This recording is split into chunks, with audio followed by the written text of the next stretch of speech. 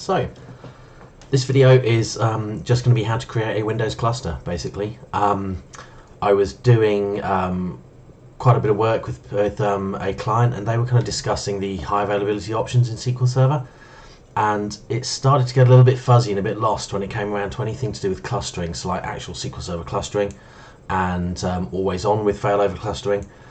And it transpired that basically they'd never used a cluster. They were considering clusters, but they'd never used one, they'd never really seen one, they'd never really played with one. So I kind of said, well, just build one and play with it. And they kind of did the blank stare of, but how do we build one? And I think this is kind of a bit of a misconception with clustering, that it's incredibly hard to set up, and it kind of isn't. So I thought I'd just do a quick video. I don't think this will be quick, but it'll be a video in which I just set up a Windows cluster. So I'm actually going to do it in VMware Workstation. You can obviously do it in the real world if you have 3 machines lying around. If not, I would advise doing it in some sort of a virtualized environment, so either Hyper-V, VMware, and obviously if you don't have any of those, you can use free stuff. So I actually have like VirtualBox. This is completely free, so it's just free open source software that will allow you to run virtualized environments. So you could use something like that, but I happen to have a VMware Workstation license. I managed to get one quite cheap a couple of years back, so I did quite well out of that one. And yeah, so I'm just going to create a cluster using that. Now effectively all you need, the fact that I'm using VMware Workstation is kind of irrelevant. You just need 3 machines. So whatever virtualization you're using, it doesn't matter, just create 3 machines. And I'm also using Windows Server 2019. I'm using the evaluation version, so it's only got 180-day license on it. I don't mind, I kind of build and trash these all the time, so that doesn't really bother me. And 6 months is long enough to test anything. The only criteria I would say around virtualization is the resources on your desktop or whatever machine you're using. So I'm quite lucky, I've got a Ryzen 9, so I have hyper-threaded, I've got 32 threads on my processor. So I can actually divvy them up quite well between virtual machines and actually have quite a functional environment. But my old machine was a quad core, so hyper-threaded, it had 8 cores, and I would give 2 cores to each of my 3 machines. And that would only leave 2 for the desktop, so your desktop kind of grinds a bit, but they do run. So yeah, so just be kind of wary of that. But basically you just need 3 machines. So like I said, I'm just going to build a Windows server cluster, and then this will be like a part 1, and then part 2 I will do SQL Server Clustered, and then part 3 I will do always on with failover clustering, just so you can kind of see how the SQL Server interacts with the cluster. But first, clustering. So, as I said, I have my VMware Workstation. Now, if you look over here, I actually have already 2 machines that I've already installed. These are just vanilla Windows Server 2019. I haven't touched them, I haven't done anything. I've literally just run a raw install. So they've got kind of the weird names that VMware has given them, all manner of stuff, but they are just installed just to kind of save time. Now, I said we need 3 machines because we need 2 nodes to do our 2-node cluster, and we also need an Active Directory server because it just makes life easier to have an AD server.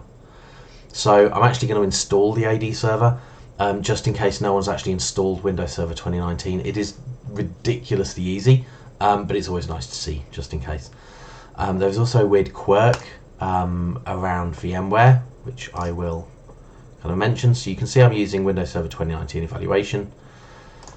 And you don't need a product key, you don't need name, because it doesn't work when you do this in VMware. So I'm just going to call this Win 2019 AD for my Active Directory server, and I have a ream of folders I use.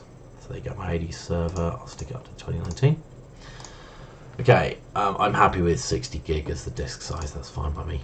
So customized hardware, I'm going to give it 6 gig of RAM, and I'm going to give it 6 processors. Now, the weird thing, if you happen to be using VMware Workstation, you can see here in my hardware, I do not have a floppy disk. Okay, not there, everything's fine. Press close. I'm going to leave this unticked that says power on. Finish. And then we should get our Win 2019 AD. But if I now go to edit the settings, you'll see that we've now got a floppy disk. I don't know why it adds it, but if you try and power on this machine with that floppy disk, it will crash. You'll get a weird error about software licensing, and it will basically just insist you shut down your machine and try and reboot it, and it keeps doing it every single time. The only way to get it to install, remove the floppy drive. Do that, world is good. You can now install Windows Server. I don't know why it adds that in, it just does. So for anyone who happens to be using VMware, yeah, take note of that one. So I'm just going to do a quick install. What you will note is throughout this video, if I do have kind of long-winded installs, so once I've done this initial setup, there is quite a long install, and I will obviously skip that in the video so you don't have to sit there and watch it. I'm in the UK, so I'm switching it to UK. Next, install now. There's only a couple of options. I'll just show you it doing the basic install, but then like I said, once it starts doing the full install, I will skip it. So I'm going to do data center desktop experience. Doesn't matter if you use standard or data center. The key part is desktop experience, because we're going to do this the pointy clicky way, because once you've done it that way, you'll at least understand a bit more what it's doing when it sets up the cluster, some of the settings, etc. Far easier than just barrel rolling into PowerShell. I mean, that's just going to hurt.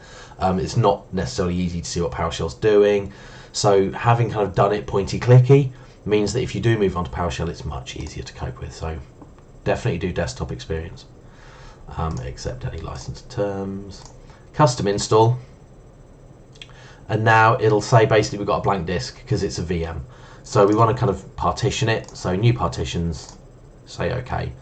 It'll do all the little recovery and the system stuff. You just want the big one, so make sure the big one is highlighted.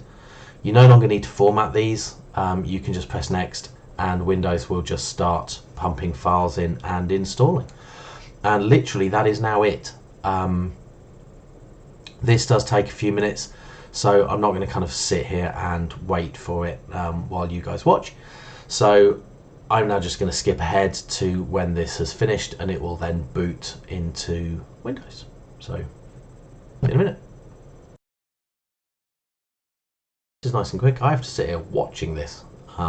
It's painful because I'm sitting there going, when do I come back in? When do I come back in? Yeah, it's irritating, but it's not too bad.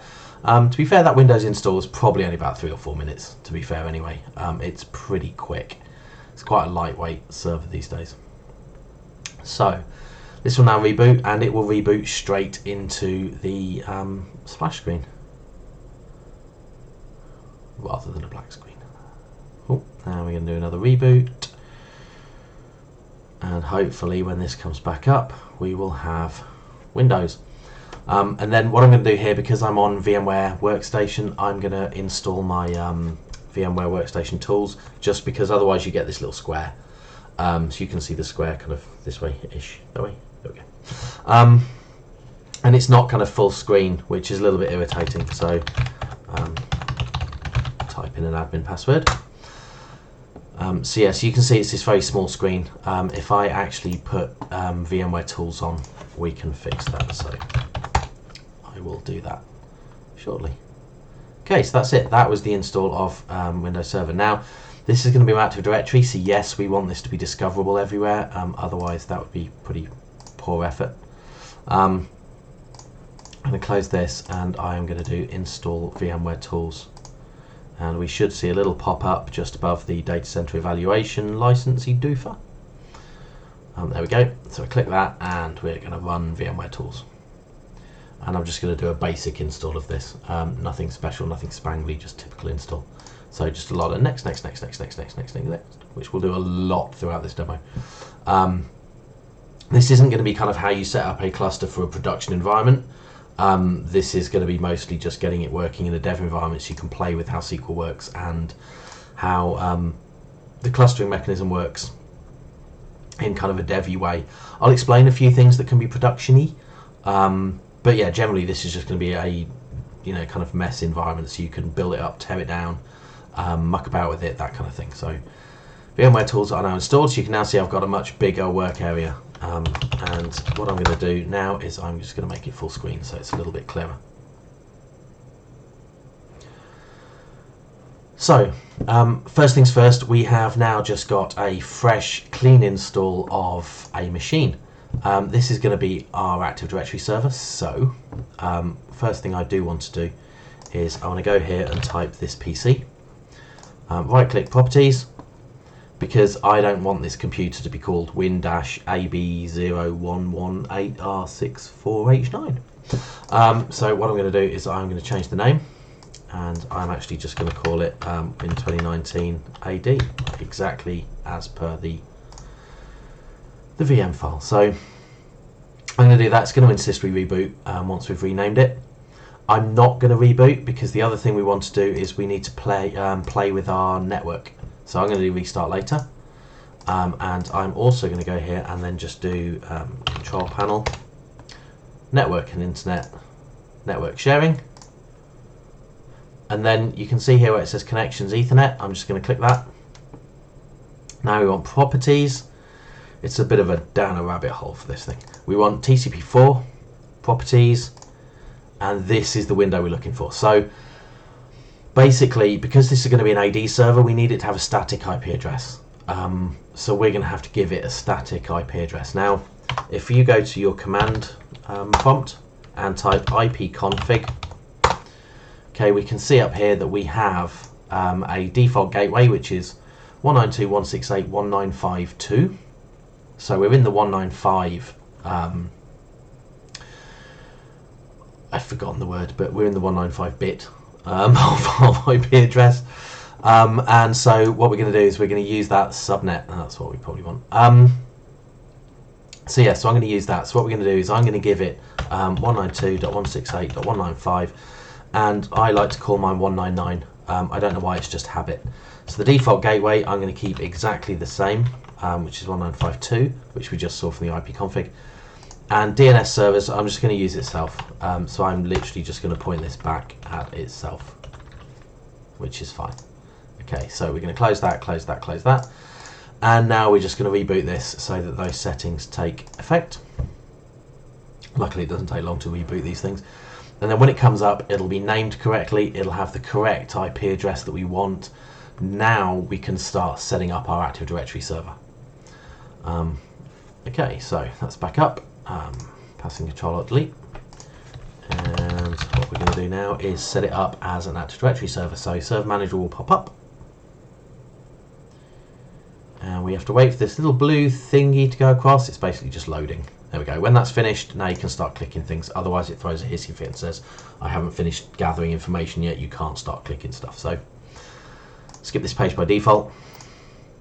Okay, I'm going to add stuff in. So we want to select our server, and you can see we've got the correct name and the correct IP address. Woohoo!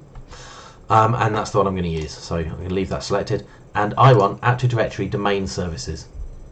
Okay, that's what we're looking for. So I'm going to tick that. And if I tick that, it's immediately going to say, do you want all this other stuff as well? Yes, we do. So I'm just going to add features. So we're going to do that, and we're going to say next. And we're going to go next, and next. And then we're just going to say restart if necessary. Say yes, because we're going to allow automatic restarts for this, and hit install. Now this doesn't take too long, but again I will just skip ahead because I don't want you guys just sitting there staring at a line going across while I try and fill the gap with mindless banter. So I will skip ahead and be back in a second. Okay, so you can see that this has now finished, which is good. And you'll see here that we've actually got now kind of indicators of stuff we should be doing. We're not going to do it from here. I'm just going to close this. But what you'll now see over on the side of our server managers, we've got the ADDS, so the Active Directory Domain Server. So I'm going to click that. And what you'll see at the top here is a little alert that says configuration required. So I'm going to hit more. And this will actually step us through everything pretty nicely. So I like doing it this way. So you can see here it says promote this server to a domain controller. Okay, so I'm going to click that. And it will open me up a nice window. So in this one, I've got a few options. Now basically, if you've got an existing domain, well, you might have, if you're in the real world trying to do this somewhere, because I'm doing this in a VM, I don't have an existing forest, I don't have an existing domain, I'm adding something new from scratch because, you know, I'm just in my own little enclosed VM. So I'm going to call this qtechtest.local, which is going to be my domain. So my domain is just qtechtest. and that should be fine and happy. Now this is the weird thing, that your functional levels, they only actually have Windows 2016. You can't go higher. I presume 2016 and 2019 are built on the same fundamentals, so maybe it just doesn't pick them out, but yeah, weird, don't really know. So leave this as is, but just stick in a restore password just in case, whatever you fancy putting in. I'm just going to throw in the same password I always use. We don't worry about this, so it says here you can't do this anyway, so that's fine. NetBIOS name, this should detect that we're using Qtech test and fill it in for us, which we then just clarify and go, yes, you're right, you can read.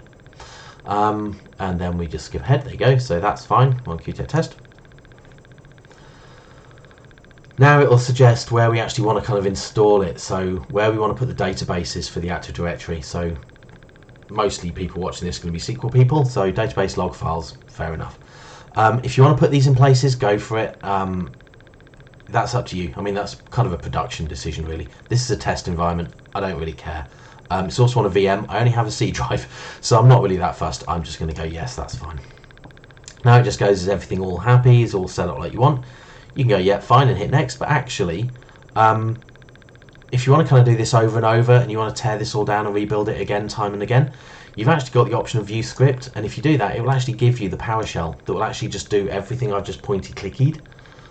It will actually just do that all in one, just using a nice little PowerShell. So it's kind of worth saving this off somewhere so that you can actually have this automated, and you can actually automate the creation of all of these things. I'm just doing the pointy clicky so that you can kind of see the step through. So next, it's now going to do a load of checks just to make sure that we can be a domain controller. And you'll see here, if you click install, the server automatically reboots. We're fine with that. So you can see now that we've got a green tick, ignore the warnings. A lot of these are issues, but they're mostly around the fact we're using VM, to be honest. Not all of them, but some of them. But anyway, all prerequisites checks passed successfully. So bingo, hit install. And like I said, it said on the bottom, if you hit install, it will reboot. So I'm going to kind of sit and watch this install, and I will probably cut the video to when it has rebooted, because this will install with no problems. It's still recording, so if there is a problem, I'll obviously point it out, but I'm pretty certain this is just going to install successfully, reboot, and we will come back when we've rebooted. Okay, so you can see we're back now. Took about 5 minutes to install, not too bad, a little bit irritating, but we can live with it. So now, when I actually try and log in, you'll see that we're actually now on a domain. So we now have Qtech test.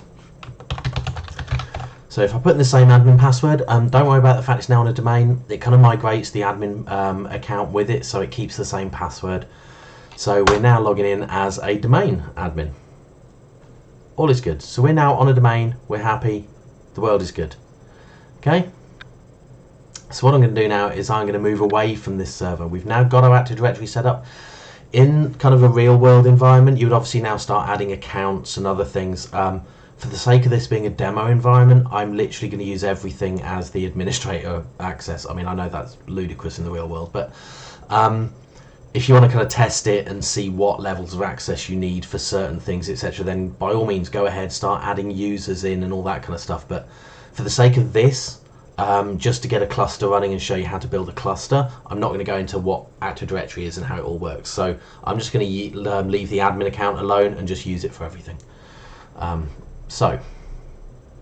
Okay, that's our Active Directory server. So now what I'm going to do is I'm going to boot up one of my nodes. So,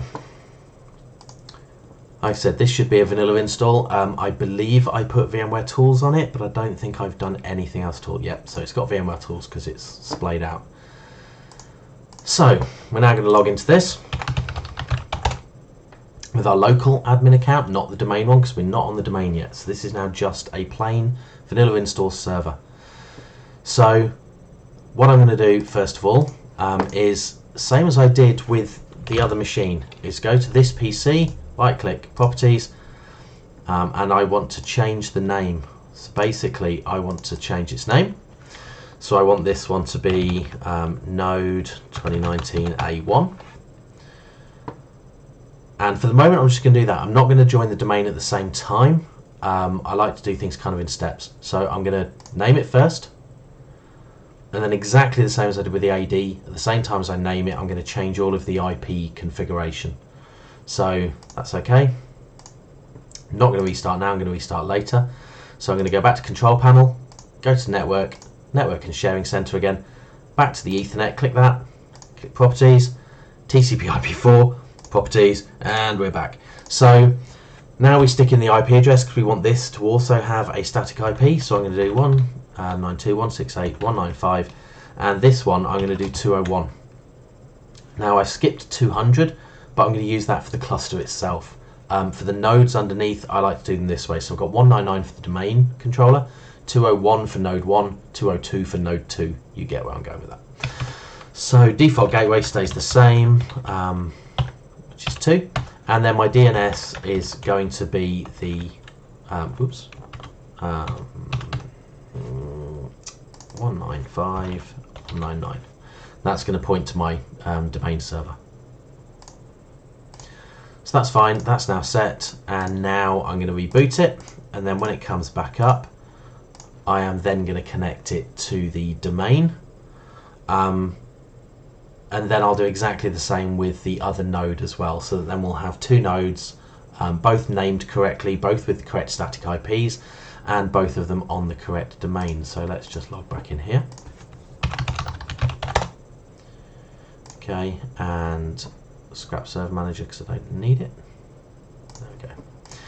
And now what I'm going to do is back to this again, this PC, right click, Properties, and then what I'm going to do now is change this, and I'm going to connect to the QTech test domain, so .local.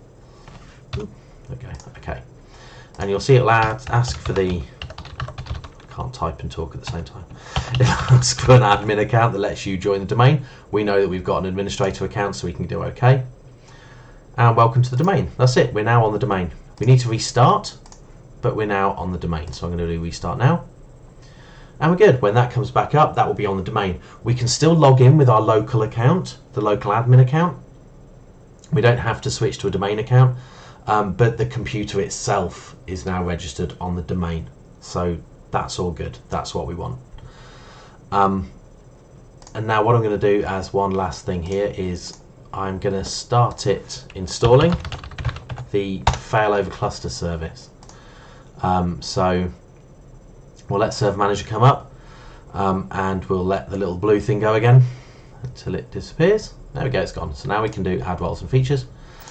And now I'm going to go down here and I'm going to click my node, so you can see we're now in the domain. So you can see node a1.qtechtest.local with our correct IP address. So that's the one I want to edit, and it's a feature that we want. So I'm going to go down to features and do failover clustering. So you can see down here, click that, add all the stuff it wants to add that goes with it. Do next. Do restart if necessary. I don't think this restarts, but it can't hurt to tick it anyway. So I'm going to now hit install. Now what I'm going to do is while that installs, I'm actually going to go out to our other node, and I'm going to boot this and do basically exactly the same as we've just done there. So I'm going to name it correctly. I'm going to change its IP, and then I'm going to connect it to the domain. So let's just whip through that now.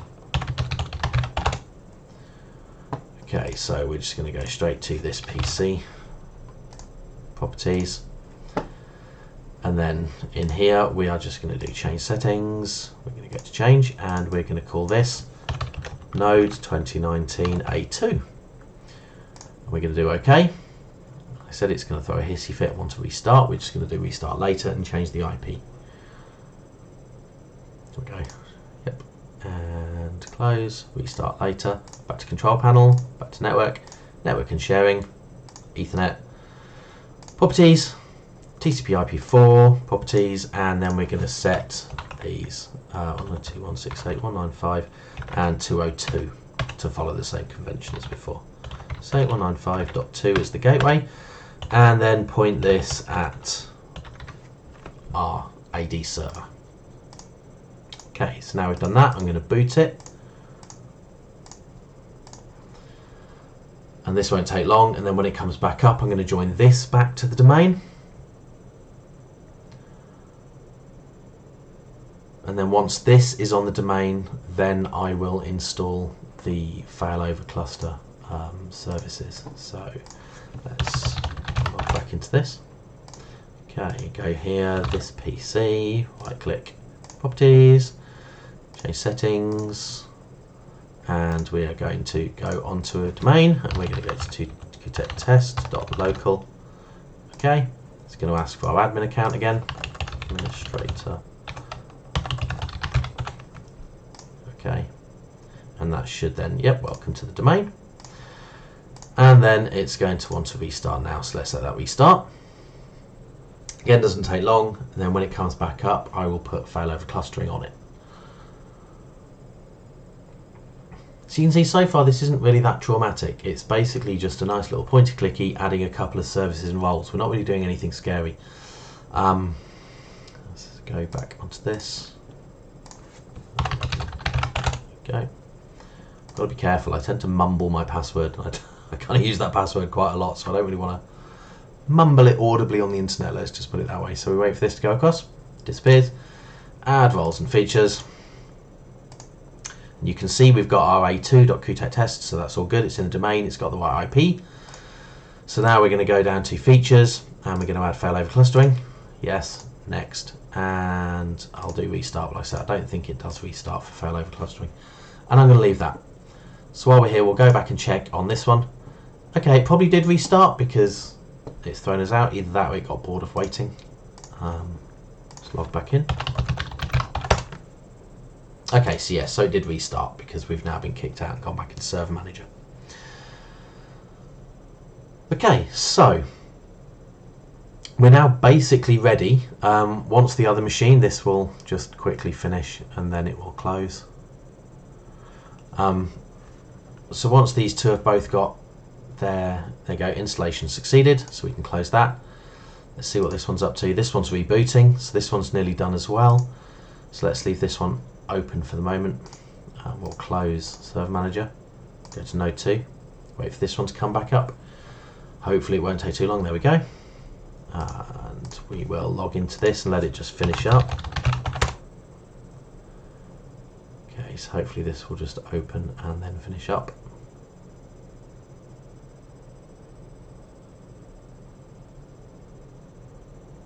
Go. And then once that's completed, we can actually start setting up our cluster. Okay, so I'm going to close this and I'm going to head over to Node 1. Okay, now for Node 1, what I'm going to do is I'm going to go to Windows Admin Tools and then Failover Cluster Manager. So we're going to boot Failover Cluster Manager. Get a nice little window. Oh, don't show this again. There we go. And now what we're going to do is we're going to try and build a cluster. Now, a cluster is basically, for anyone that isn't really sure, a cluster is, if you use SQL Server, it's like a view, basically. You have your two nodes underneath, and then you have this kind of umbrella over the top. So it's almost like a virtual machine itself. You connect to the cluster. The cluster has its own IP, its own name on the network, and you connect to that. And all the cluster does is it basically says what of the machines below me, so what of the nodes that make up my cluster are currently running the roles you're requesting. And it knows this information, so if you kind of want SQL Server and SQL Server is on node 1, then when you connect to the cluster itself and say I want SQL Server, it says okay, go to node 1. And node 1 is what does the work to service it. Node 2 sits basically idle. You can obviously have active servers where you might have a file share and systems running on node 1, SQL running on node 2. You can obviously have them both running on the same ones with one completely inactive, ready to take over.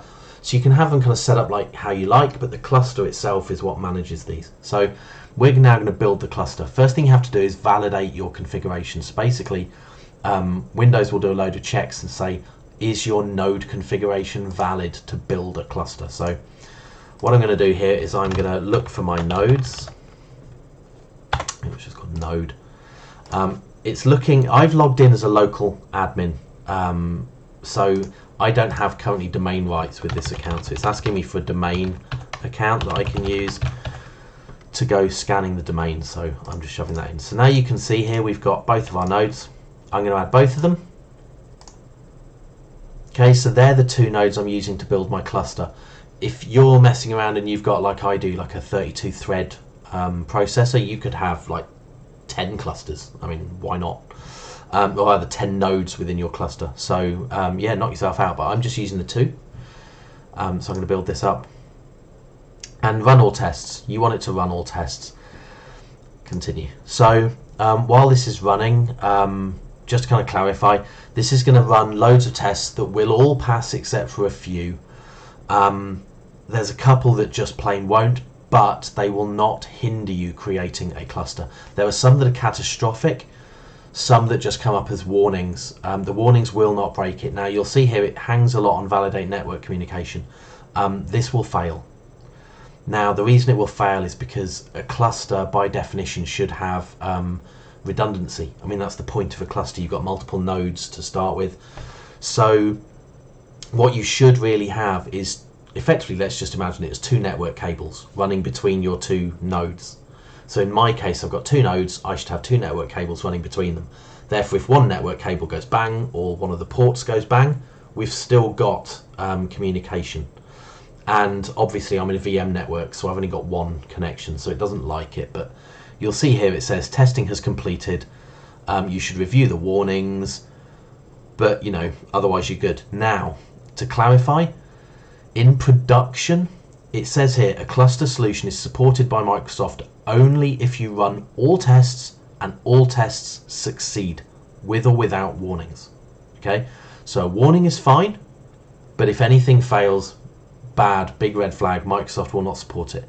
I'm in a VM, I don't care. But you'll see somewhere we should have like these notes that just say we've only got a single point of failure for network path. Yeah, fine. So create the cluster now using the nodes. Finish. So this will move on to the create cluster wizard, which you could have done by clicking that, but we'll just go through it directly. So now we start to do the fun things, like we're going to name our cluster.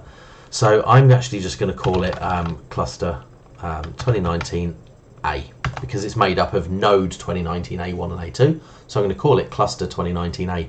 This is the name that will appear on the network. So DNS will find cluster 2019A. This is the one that you can remote desktop to. You can access it, you can ping it, all that kind of stuff. Now you're going to need to put an address on. I'm going to use 200 because, as I said, I use 199 for my domain server. 201 is node 1, 202 is node 2, which leaves a gap for 200, which sits in the middle. So 200 is the address I use for my cluster.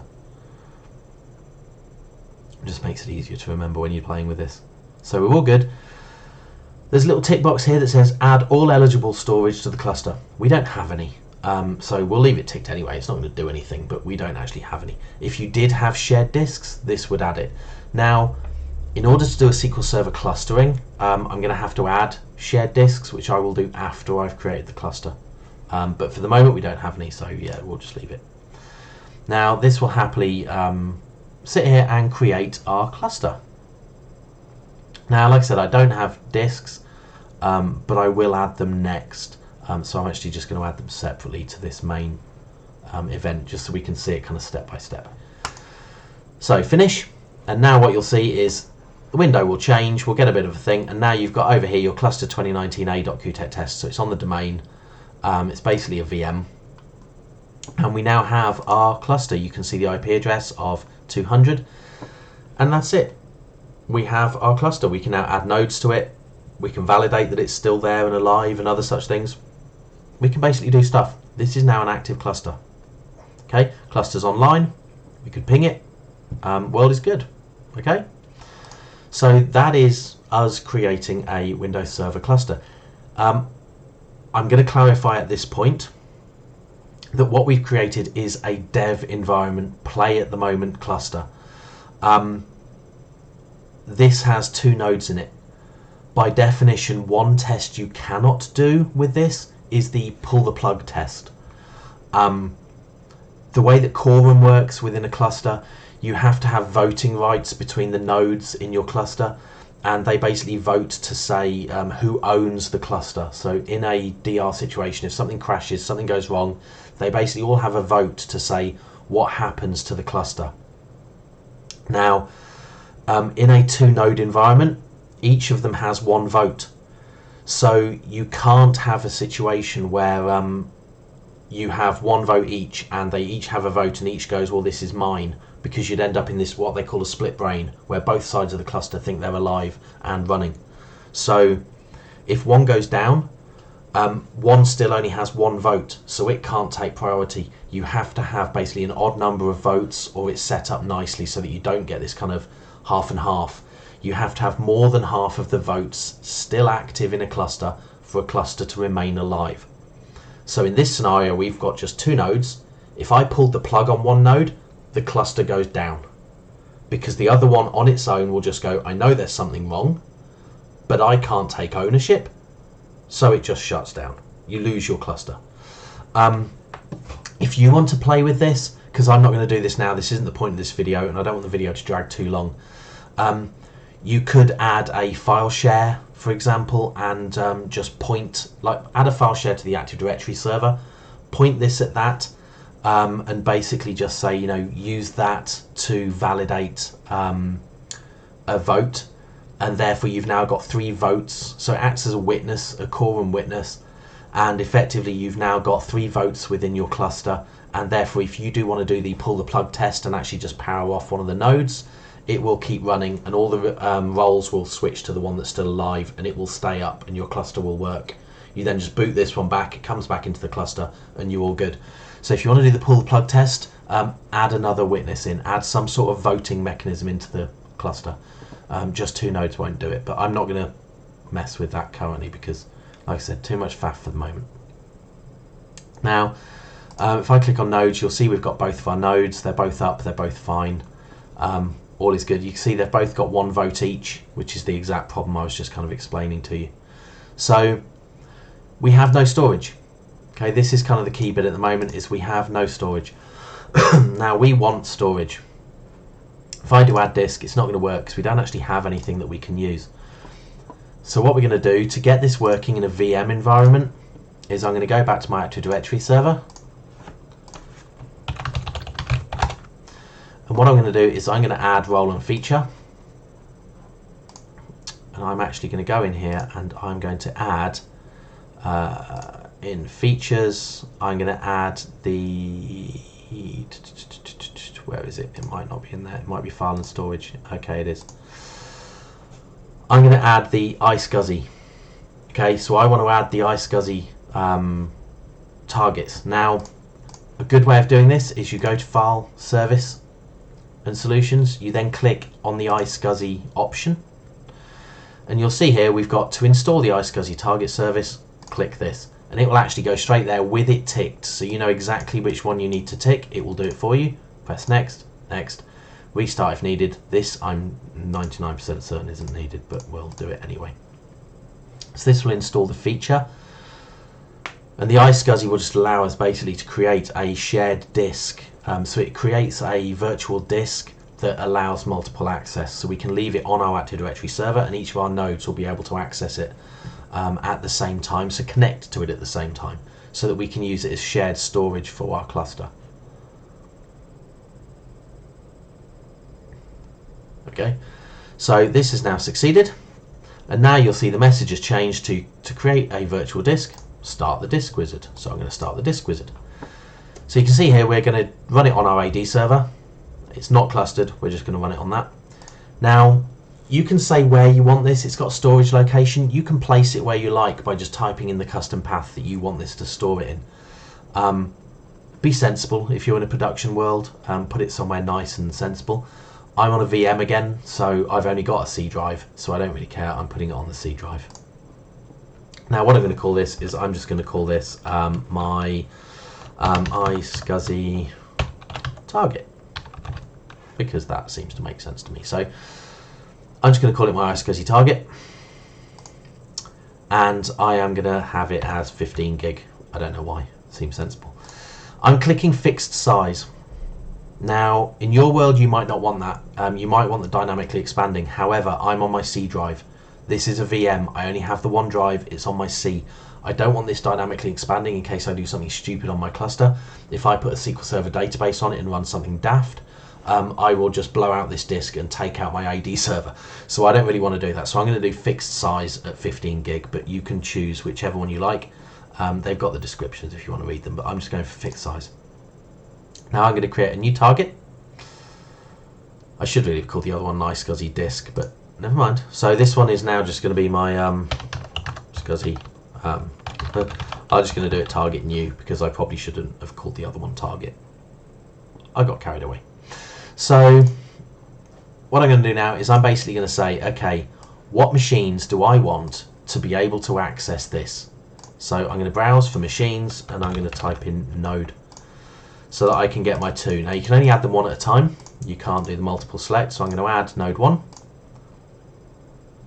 and it will take a second. You press OK. Takes a little bit, but then it will add it to my list here. There you go. So I now also want my node 2 to be able to connect. So I'm going to do node 2. Okay, and add that. And you'll see it will now add that to the list as well. So we've now got both of our machines are going to be able to connect to this. So you can see there we've got connections for both of them. I'm not using this chat stuff because I'm on a dev box and I really don't care about authentications. So now you can see we've got our disk location, we've got our disk properties, which I shouldn't have named it target, but hey ho, live and learn. Target properties, then we've got our access paths. So I'm going to create those. Does not take long to create these. There we go. So they've now been created. Okay, that's all good. So what I'm now going to do is I'm now going to go back to my node 1 and I still can't add this as a disk. The reason being it's not actually part of the computer yet. So I need to go here and I need to go to computer management. And in here you'll see at the bottom storage and disk management. Okay, if I go to disk management, we should see, oh no, that's my bad. I haven't done this for a while. Okay, what I actually wanted to do, that's me being a doofus, I apologise, is go back to server manager because I haven't actually added the iSCSI initiator. Oh, sorry, get told off for clicking too early. I have to wait for the blue thing to go away. There we go. So we need tools, iSCSI initiator. And it basically says the service isn't running. Yes, I want the service starting. Okay. So I want to start the initiator and then obviously we point the initiator at our target. So it says here, what's our target? Well, our target is the Win 2019 AD server. So I'm going to do a quick connect and it says, okay, I've got this that's allocated to you. And I go, yes, that's the one I want. It puts it there. We just do okay. Okay. That will then spin a little more. We'll wait for it to go away. Okay, and it's gone. Now we can go to computer management. And now we can go to disk management. And now what you can see is our 15 gig drive. Because we've connected the iSCSI, it can now see it. Now currently it's offline, so I'm going to online it. And then what I need to do is I basically need to initialize the disk, so basically it makes it usable for Windows. And then I can now say, okay, I want it to be a new simple volume, so basically I'm going to format it, full size format, and I'm going to give it the value of, oh no, E is fine, I'll leave it as E. So we can leave it as E, and I'm just going to call it a shared drive, and finish. Okay, now that's appeared as an E drive. Okay, so we're good. Now I'm going to go and do exactly the same on node 2. So let's log into node 2 and do exactly the same over here. So to start with, I want server manager and I want to turn on the iSCSI initiator, start the service. Give it a second and it will give me a pop-up. There we go. And now I want to do the same thing. My target is my Win 2019 AD server. Connect there and it will give me what I'd created as my target. So you do OK. Down to computer manager and disk management, and you'll see we now have that same disk, so I can online that and we've now got a shared disk. I don't need to give this any sort of letter or anything. I mean, sometimes I do just for the fun of it. Let's just give it an E. There we go. It's now an E drive. So we've now got this shared disk, which is actually on both of our machines. Okay, so we've now got a shared disk. It's attached to both machines. So we can go back to Failover Manager, oh sorry, Failover Cluster Manager, give it its correct term. We're going to connect to our cluster, so connect to cluster, cluster A. Okay, and now this time what we're going to do is we're going to go into here, we're going to go to Storage, Disks. Now when we do Add Disk, it immediately says, I found a cluster disk that we can use. It's our 15 gig and it's on our nodes, it's shared, we're all good. So you can go, yes, I want you to use that. And as you can see, that is now our cluster disk, all ready to use. It's now on our cluster. It's actually owned by node A2. If we want to, we can actually move that to a different node. So I could simulate a failover. I could, well, basically do anything I like to move it onto a different node. I could simulate a failover, and what we should get is it goes offline. Should come straight back online again on the same one. We should just be able to move this, but I'm not going to faff with that for the moment. I don't know why it's being a pain. But anyway, you can see that we've now got our... Oh, it's because the current host of the entire cluster is on A2. So I could move the entire cluster if I wanted to, but I'm not fussed by that at the moment.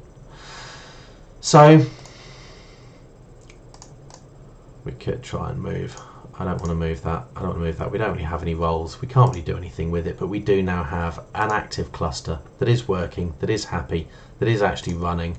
The world is good. More actions. We can do what we like with it. We can start messing with stuff. If you want to go to, where is it? Quorum settings, you can use this to add that third witness and basically the third vote. I'm not going to do that. You can mess with all of these. You've got all the kind of ability to do it, but basically that is now it. That is a fully functional Windows cluster, 2-node cluster with shared storage that we can now start adding SQL Server to. So yeah, so that's basically it. That is now a fully functional cluster. If you want to get it set up, just do exactly what I did, and that should work absolutely fine. And like I said, there will be a part 2 and a part 3 where I do SQL Server clustering and SQL Server always on failover clustering. But for the moment, that's it. So hopefully I'll see you in the next video.